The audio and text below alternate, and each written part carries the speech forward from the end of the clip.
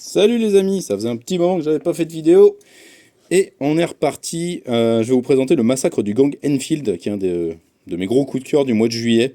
Certainement une de mes lectures préférées. Chris Condon au scénario, Jacob Phillips au dessin. Jacob Phillips, le fils de Sean Phillips, collaborateur habituel de Ed Brubaker. Chris Condon, scénariste anglais si je dis pas de bêtises, qui est vraiment dans cette vibe des scénaristes anglais qui sont excellents avec des narrations très très taffées et juste des histoires vraiment excellentes à découvrir.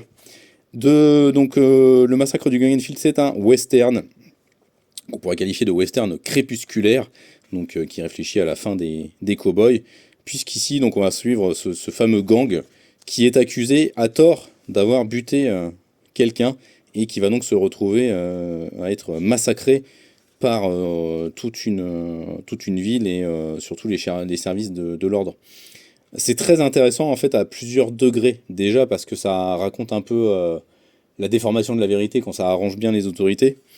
Et puis surtout, ça met aussi en balance cette fin du Far West. On essaie d'éliminer le plus possible tout ce qui est sauvage, tout ce qui est la trace de d'une forme de liberté trop extrême et trop exacerbée que les États-Unis ne veulent plus voir, ou en tous les cas que la civilisation américaine ne veut plus voir.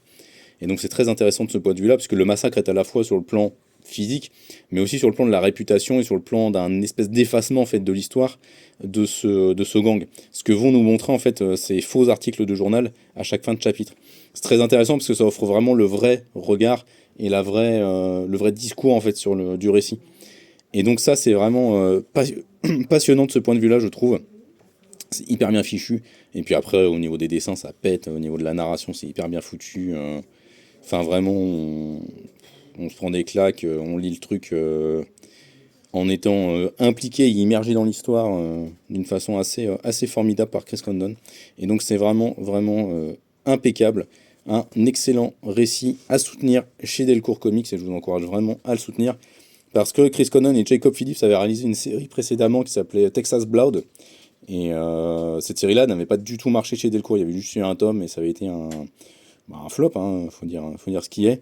Et donc là, voilà, le massacre du Gang Enfield, si ça fonctionne, ça pourrait être l'occasion de revenir, de revoir Texas Blood. C'était vraiment une excellente série policière de chroniques criminelles.